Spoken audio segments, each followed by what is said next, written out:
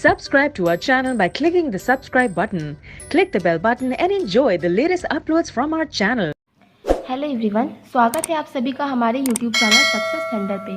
तो आज हम लोग एक बॉक्स लेवल की पजल सॉल्व करेंगे और एक नॉर्मल सी पजल, मतलब दोनों ही पजल सॉल्व करेंगे जो वो होगी प्री लेवल की।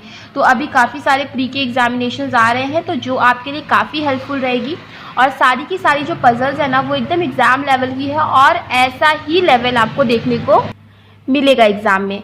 तो चलिए फिर क्वेश्चन को सॉल्व करते हैं। ये है पहला क्वेश्चन है हमारा, आप इसको देख लीजिए, इसका स्क्रीनशॉट ले लीजिए। क्वेश्चन हिंदी और इंग्लिश दोनों में ही है, तो आप लोगों को जो भी लैंग्वेज में आप लोग को कंफर्टेबल हो आप उसमें सॉल्व कर सकते हैं। तो आई होप आपने स्क्रीनशॉट ले लिया होगा। चलिए अब मैं इस क्वेश्चन को, हम लोग मिलके इस क्वेश्चन को सॉल्व करते हैं और देखते हैं कि किस अप्रोच को फॉलो करके इस क्वेश्चन को जल्द से जल्द सॉल्व करना होगा हमें, क्योंकि हमारा अल्टीमेट मोटिव तो यही रहता है कि हमें ज़्यादा से ज़्यादा क्वेश्चन कम से कम समय में सॉल्व करना है। और वैसे भी आप आजकल तो कट ऑफ इतनी ज़्यादा जारी है, आप लोग देख ही रहे हो कि जितना ज़्यादा अब आप अटेम्प्ट कर सको उतना ही आप कॉम्पिटिशन में लोगों को बीट कर पाओगे।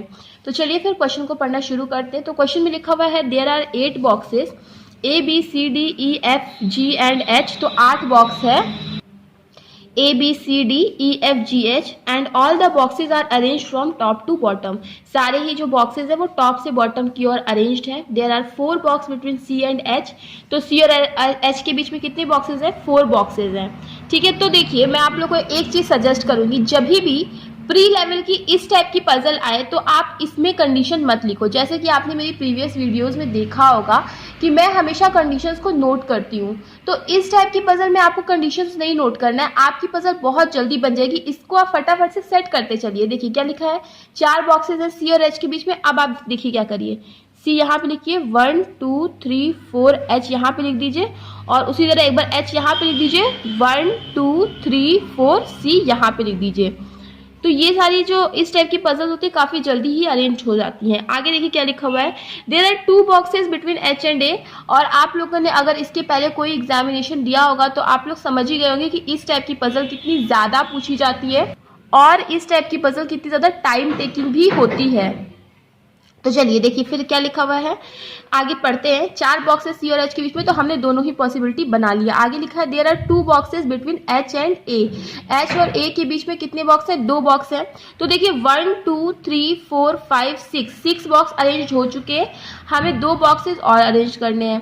अब बोला H और A के बीच में 2 बॉक्सेस है। मान लो अगर H, जैसे मान लो यहाँ है, तो H 1 2 और A आप ऊपर लोगे तो यहाँ पे 3 बॉक्सेस हो जाएंगे, टोटल बॉक्सेस 9 हो जाएंगे। तो आप ऊपर नहीं ले सकते, आपको फिर कहीं ना कहीं नीचे लेना पड़ेगा। तो 1 2 A यहाँ पे लिख दोगे और इसमें भी वही सेम चीज है, 6 बॉक्सेस है। अगर आप A को नीचे लेते हो तो 9 बॉक्सेस हो जाएंगे टोटल, तो इस A को हमें फिर ऊपर लेना पड़ेगा। 1 2 A कहाँ पे आ जाएगा? यहाँ पे आ जाएगा। तो आई होप आप इस चीज को समझ पाए होंगे।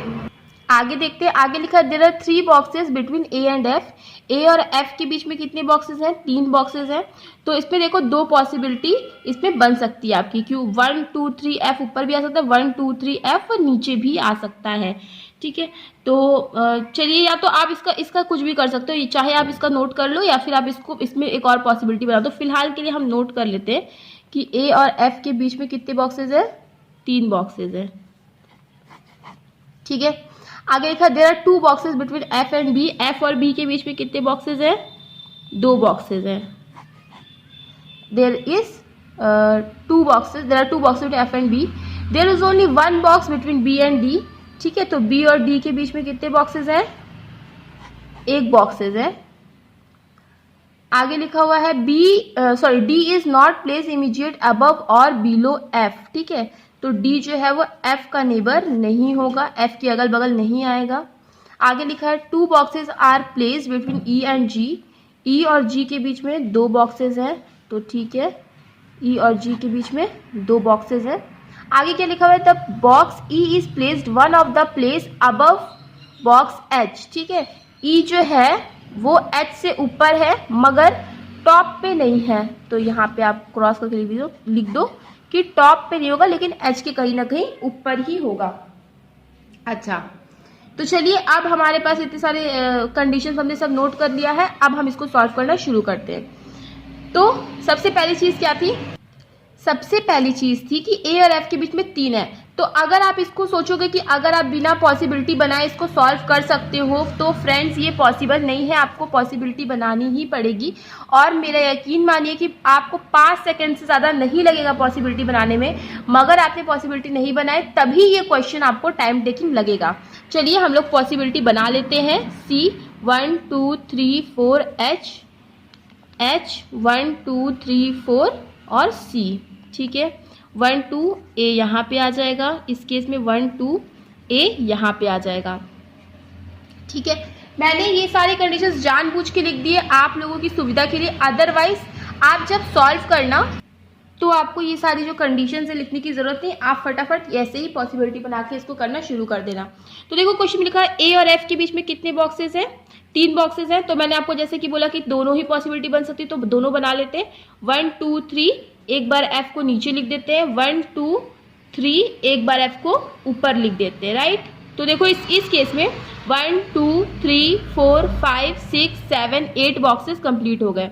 इसमें भी देखिए ए और एफ के बीच में कितने बॉक्सेस है, 3 है। तो 1 2 3 और एफ, देखो इसमें 8 बॉक्स कंप्लीट हो गए और इसमें भी 8 बॉक्स कंप्लीट हो गए। इसमें देखिए 1 2 3 और एफ, अभी इन दोनों में 7 बॉक्सेस ही कंप्लीट हुए हैं। ये कंडीशन आपकी सॉल्व हो गई। एफ और बी के बीच में 2 आएगा, तो देखो इस केस में अगर मान लो बी को आप नीचे ले जाओगे तो 8 से ज़्यादा बॉक्स हो जाएंगे, तो ऊपर ही कहीं ना कहीं लिखना पड़ेगा। तो 1 2 बी यहाँ पे हो जाएगा। इस केस में तो देखो कोई आप बना ही नहीं सकते, तो नीचे ही आएगा 1 2 बी कहाँ पे आएगा, यहाँ पे आएगा। इसमें भी 8 बॉक्स कंप्लीट है तो बी ऊपर जाएगा, 1 2 बी यहाँ पे आ गया। और इसमें भी आप ऊपर नहीं दे सकते क्योंकि फिर 8 बॉक्सेस से ज़्यादा हो जाएंगे।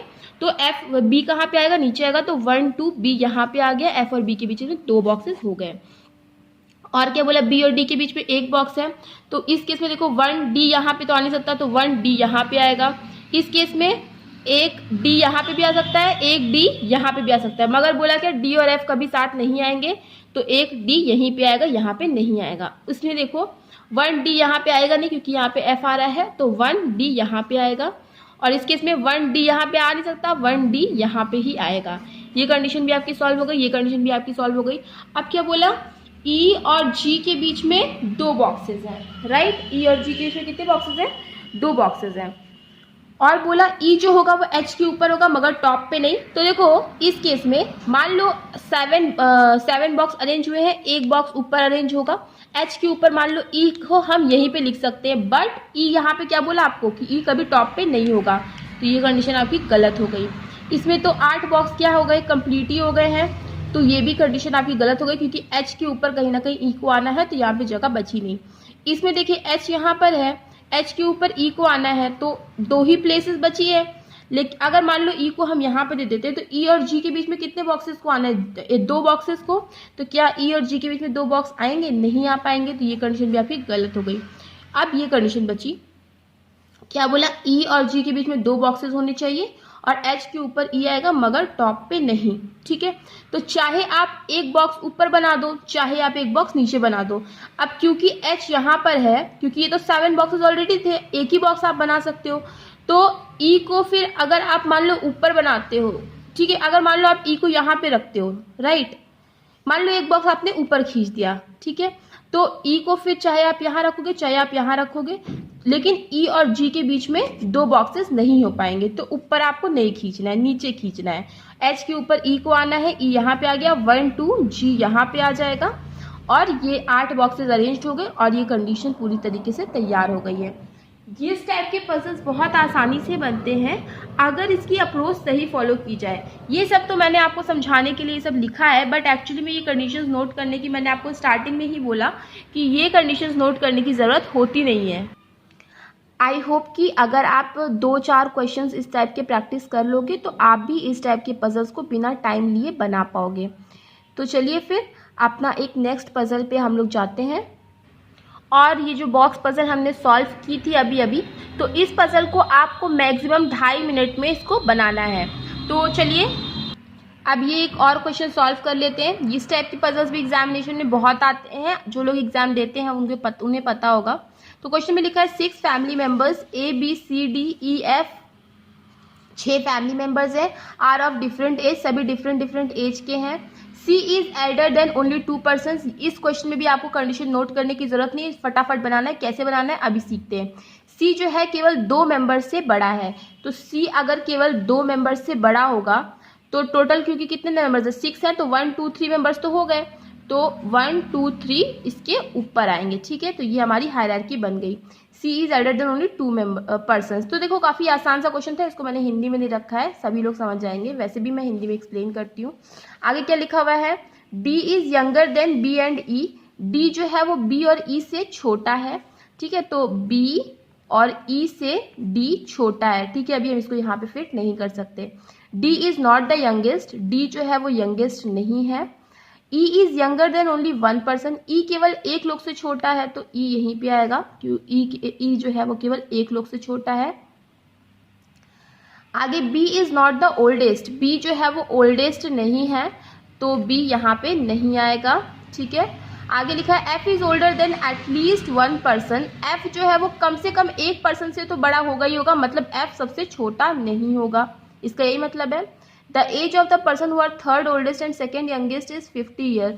मतलब जो थर्ड ओल्डेस्ट है उसका 50 ईयर है, और जो सेकेंड यंगेस्ट है उसका 30 ईयर है। थर्ड ओल्डेस्ट मतलब ये, इसकी एज है 50 ईयर, और जो सेकेंड यंगर है उसकी एज है 30 ईयर। ठीक है, अब देखिए इसको कैसे सॉल्व करेंगे। क्या बोले यहाँ पे, जो बी और ई होगा उससे बी और ई जो होगा वो बड़ा होगा डी से, मगर डी यहाँ पे नहीं आएगा और बी यहाँ पे नहीं आएगा, तो फिर बी कहाँ पे आएगा, यहाँ पे आ जाएगा, और डी कहाँ पे आ जाएगा, यहाँ पे आ जाएगा। यही एक जगह बची है। एफ यहाँ पे आएगा नहीं, तो एफ कहाँ पे आ जाएगा, यहाँ पे आ जाएगा। बचा ए, तो ए आ जाएगा यहाँ पे। काफी आसान सा क्वेश्चन होता है, तो ये क्वेश्चन को सॉल्व करने के लिए आपको ½ मिनट चाहिए केवल। अभी मैंने एक्सप्लेन किया तो शायद मुझे 1-1.5 मिनट लग गए होंगे, अदरवाइज इसको ½ मिनट में बहुत इजीली सॉल्व किया जा सकता है।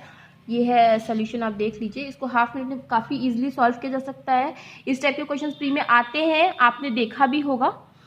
तो आई होप मैंने आपको इस चीज़ को क्लियर कर पाया होगा। तो अगर आपको वीडियो अच्छा लगा हो, कुछ अलग सीखने को मिला हो, तो वीडियो को लाइक ज़रूर कर दीजिएगा, शेयर कर दीजिएगा और चैनल को सब्सक्राइब कर दीजिएगा। मिलते हैं अपने नेक्स्ट वीडियो में। Thank you so much for watching.